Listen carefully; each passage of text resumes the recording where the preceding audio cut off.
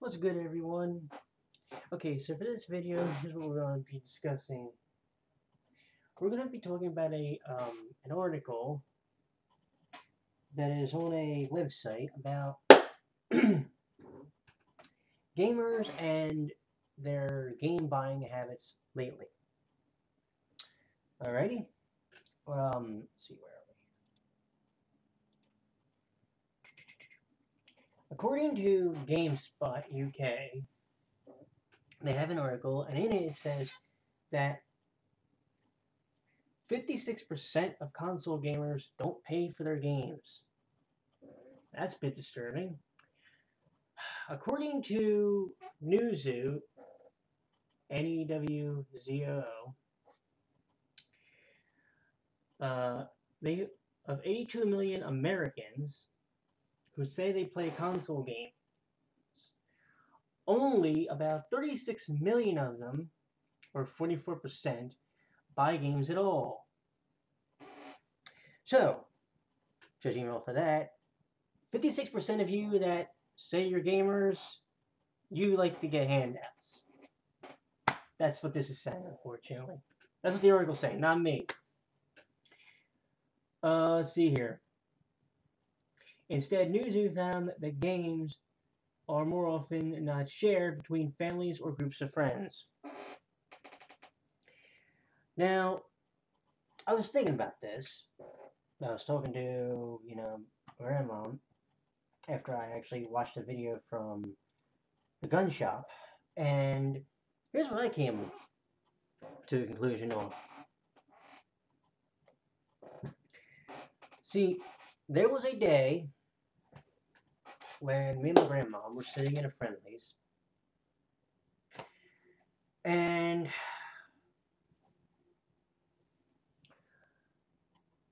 I came to a decision that I wasn't going to be buying a lot of newer video games because, to be realistic, a lot of the games that came out, I just either have no interest in or I lost interest in. Okay? I used to buy the new Madden that came out every year. Alright? I haven't bought a new Madden since about 2008. The one with Vince Young on the cover. And I came to the decision when I was with my grandma in the Friendlies, because I said to her this: I could probably buy, with the money that I save from not buying a lot of video games, I could buy, CDs that I wanted, mangas that I wanted, DVD sets that I wanted, and be done with it. Here, I'll show you two games that I've at one time bought that were $60 at one point. Real quick. Final Fantasy 13 and Mirror's Edge. Alright? When I bought the Final Fantasy 13, it was for the PS3 and it was $60. When I bought this Mirror's Edge, it was for $60 on the Xbox 360. They were $20. This one was 20. Mirror's Edge was $20, and Final Fantasy 13, the second time I bought it, was $30. Okay. Now I want you to think about that, and I want you to think about what I'm going to show you next. Eons ago, I had bought the first season of American Chopper, the series, and it was $20 over at FYE. Alright? I also have seasons 2 and 3, and they cost the same amount of money. This is Revolutionary Girl Utena. When I bought this, it was off of Amazon, it was about $7. Alrighty? Despite the fact that the book should go for about $9.95 according to the back of this thing, but you know. And of course, I also have the Boas first album. This came from Amazon for about $5. Some of the other stuff I have here, 3 other CDs that are sitting on this table, came from an anime convention, $10 each. This is a Love Hina CD, Gun Parade March, Yori Aoshi. Alright? So it's like game companies sit there and they'll start to wonder, well, why don't people buy a lot of new games? Okay? Let's take a look at you guys. Now by you guys, I don't mean the gamers, I mean the game companies. When you buy a game new, it's about $60, right? Oh, I'm sorry. Because nowadays, game companies, because they figure they want to bleed you for a lot of money, they'll either have a $60 regular edition, or they'll have another special edition that's between $70 to $100. Oh, and for those of you that like to import games, this game, when it first came out in Japan, will cost you about $100 to $110 new. Don't believe me? Because that was the price that this game went for on JapanVideoGames.com. Yeah, there were actually people that would actually pay that much. My copy of Catherine I have imported cost me about $90 for one game. Okay? The 2 cheapies were Trusty Bell Eternal Sonata, for those of you curious, and White Knight Chronicles EX Edition.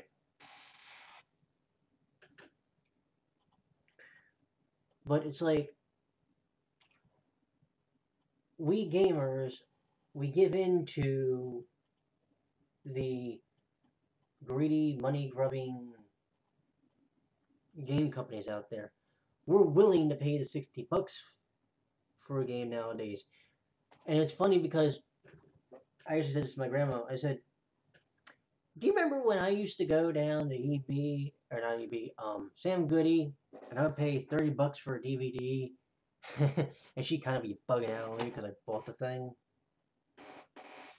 I said, nowadays, it doesn't look too bad, does it? I have 2 DVDs that I had from a pickup video that I'm going to be doing. Do you know whereabouts the price for both of those DVDs are? Probably less than $20. Yeah, less than 20. Meanwhile, most gamers are paying $60, $70. Oh no, wait a minute, because I forgot. Only 44% are buying their games. Yeah, the 44% who are buying their game. And by the way, there's another group of people that actually are borrowing games from each other, and then game companies, just because they want their hands in your pie, not that kind of pie, they're charging you money for an online pass. Dun, dun, dun, dun, dun. Give me a break. Here's another place where game companies get a little greedy. Let's look at Modern Warfare 2 for either system, the 360 or the PS3. I want you to think about this. Most games that have a Game of the Year edition tend to lower the price. I believe that, maybe it's just because also it's the greatest hits, but I believe that Little Big Planet, the first one, now it could also be, like I said, it could be because it was a greatest hits game, was $30. Modern Warfare 2 Game of the Year Edition, $60. Wait a minute though, it's a Game of the Year Edition. Does anybody else see a problem with this? No? Okay. Here's the way I look at it if you're one of those gaming executives. If you want my money, you have to show me that you give $2. Okay? Now you're going to say, well, didn't you pay $60 for some game? And I'll say, yeah. But trust me, I've only bought like 4 games in like the past, I don't know, 4 or 5 months. Most everything else I've bought have been mangas or music CDs or anime. That's it. Because gaming has gotten way out of hand. And if I'm going to buy a game, I'm going to buy it as cheaply as possible. There are people who enjoy day one releases, and there's nothing wrong with that. If you don't buy, there's some people who have a rule. I know my friend Forrest Lock, he says he has a rule. If he doesn't buy a game day one, he's not going to buy it. As far as new releases go, that's fine. I have no issue if you buy new games the day they come out. Although, to be honest, if you're really into that, Amazon has a feature where if you want to buy a game day one, or if you want to get a game day one when it comes out, they have a thing where you can actually, if you put in for 2-day shipping, you'll get it the day it comes out. One of my pickups that I'm going to show you, that I kind of showed off at one point, but I'm going to show again in the pickup video. When it came out September 13th, I already had the book because it shipped September 11th. Actually, I had both of them. Well, everybody else had to go to the store to beat the brains out they wanted to get it. I just woke up to this, walked out the kitchen, grabbed my package, opened it up. Oh, look, got my books now. You know? So, I mean, it's like, I've actually gotten criticized because, well, what, you don't have to worry about, like, shipping and handling or sales tax. Not if the game is over not if the order's over $25. And no, you don't have to worry about sales tax anyway, at least I don't. I think maybe if you live in California where they're based out of, you might have to, but where that's based out of, but most of the stores I deal with, they only make you pay a sales tax if you live in the state that the store is based in. You know, but I mean, it's like, look, again,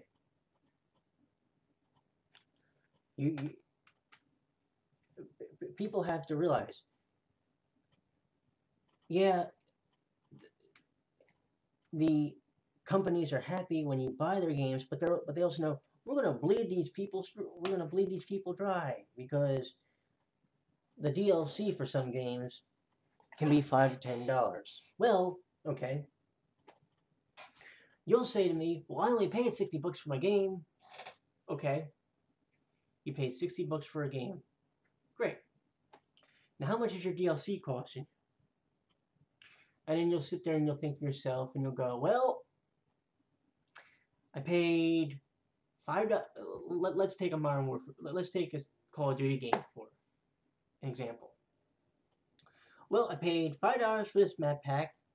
Okay, so you've already paid $65. I paid $10 for this one. Okay, so you paid $75.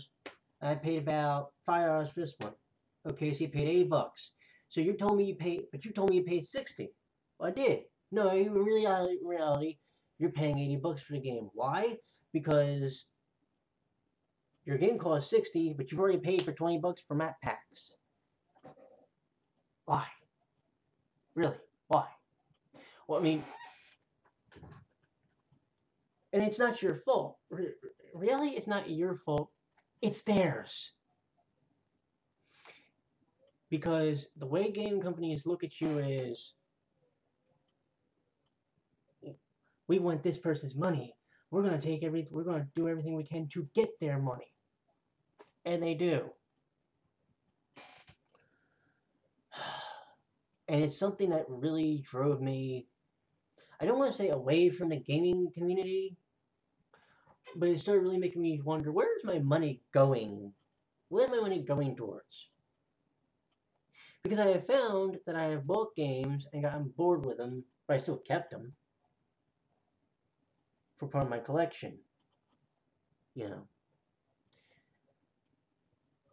But it's like, why do I own the game again? Most games, such as, say, I don't know, Final Fantasy 13. If I play it one time and beat it, I'm done with it. This game, if I beat it one time, I want to play it again because I want to see if I can beat it on a higher difficulty level. You know, it's like, and these books, I'm always reading through more than once, because the way the story is done and the way the characters are, it clearly pulls you in.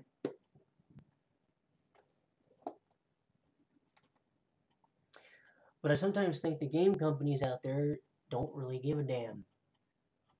Because, see, another part of this article that, you know, you look through here and it says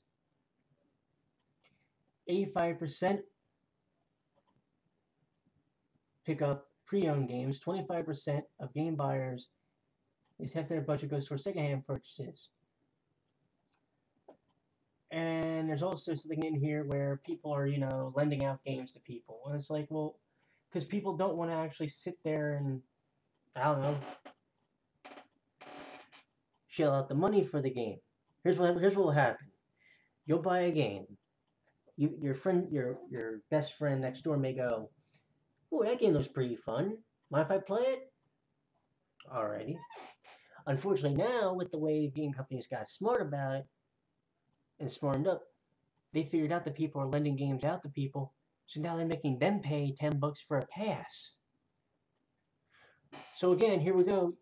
Are you paying $60 or are you paying $70? Well, really, you're paying $70. The last PS3 game I remember actually paying $70 for was Ninja Gaiden 2 when I bought the collector's edition with the CD, the mini guide, and all that stuff. That was it. That was the last PS3. No, I'm sorry, that was the last domestic version. Catherine was the last game that I actually did, because it was an import copy and it was over $80 actually. But that's my point. Here's my question to you guys though. What do you think about game companies that decide they're going to go through with this practice? Do you agree with, you know, do you think that you should have to pay $60 for a game? Or send, because I've already told my grandmother this. If we get to the next generation of games and the base price for a game is $70, I'll take all the games I own and sell them. Now, maybe that's a little extreme. Maybe I won't do that. But I guarantee you one thing. I'll be doing what I do now. Looking for older games to buy through Amazon or eStarland or some store. Because I'll be goddamned if I'm buying another $70. If I'm buying another $300-400 system. And the games are going to cost me $70 a clip. Because then it's not worth it. I can get the same amount of enjoyment out of, you know, DVDs and even some Blu-rays if I wanted to go that far into the Blu-ray market. It ain't hard. There's places you can look. But what do you think? Do you, like I said, what do you think? Do you think that we are headed into a very dangerous situation when it comes to the game market? Has the way the games are priced now kind of squeezed you out of the newer generation? And will you participate in the next generation of systems? Or are you like me and you're starting to fade out of the gaming market? Because listen, I have stated this. I'm a gamer, but I'm also an otaku. And I would rather put my money in buying these books or the DVDs and Blu-rays of the series. So A, I can review them, and B, because I know I'm going to enjoy them, and I know I'm going to have fun watching them and getting invested in them. It's very hard. That's the other thing. It's very hard for me to do that. What about you, though? Is it? Let me know in the comments down below. I will talk to you all about 2 o'clock today. A good one.